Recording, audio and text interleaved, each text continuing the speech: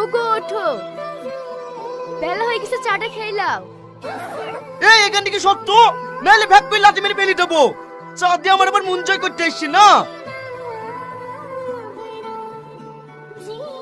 ভাত তো তোকে আমি দেবই, তার আগে মাকে পড়াতে হবে। মা, কি হলো? তাড়াতাড়ি এগিয়ে আসো।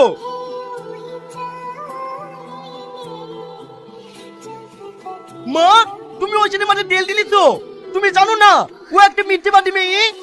না রে, মেয়েটাকে যেমন ভেবেছিলাম সেরকম না। মেয়েটা খুবই ভালো। সকাল থেকে ও আমাকে একটা কাজও করতে দেয়নি। থাল মাজা, ঘর ঝাড় দিয়া, খাবার করা সব ওই করেছে। আবার কি মধুর ডাক, শুনি আমার প্রাণটা জড়ে যাচ্ছে। তাহলে ওই চিটার মেয়েটা তোমাকে পটি ফেলেছে? এই, তুই ওকে চিটার কেন বলছি? ও খুব ভালো মেয়ে রে। ও তোমাদের কাছে ভালো হতে পারে, কিন্তু আমার কাছে না।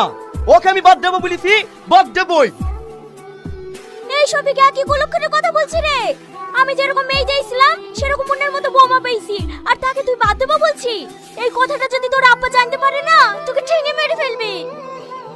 কই গো, এক গ্লাস পানি দাও। ওই তো তোর আব্বা চলে এসছে, পানিটা দিয়ে আসি কি। আব্বা পানি লেন।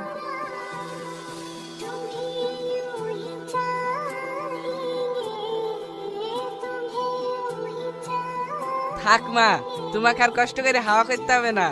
এ দেখো মা, আমাদের কাছ থেকে তোমার জন্য দুটো আম পেড়ে এসছি।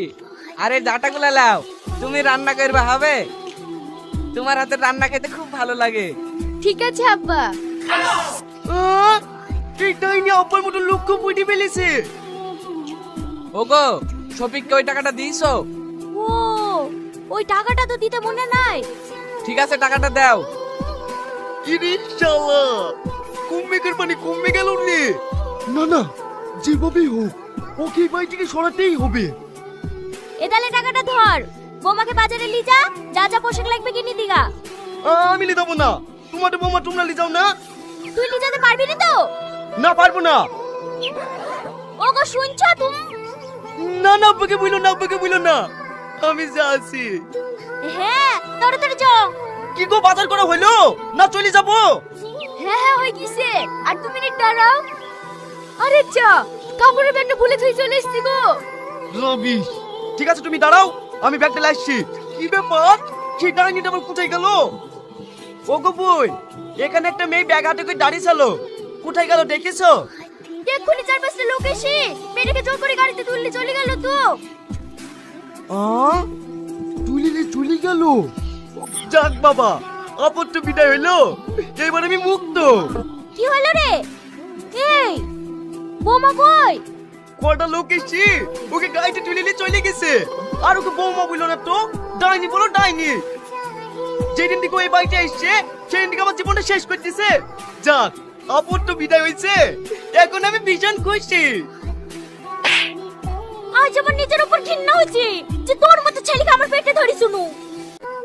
তোর বউকে তুলে লেগেছে, আর তুই কি করে পারছিস এইভাবে আনন্দ করতে? যতই হোক এখন তো ও তোর বউ। আমি তোর কাছে হাত জোর করে বলছি, আমার লক্ষ্মী বউ আমাকে ফিরে নিয়ে আয়। আমি ওকে ফিরে আনতে পারবো না, আমি ওকে বউ বলে মানিনি।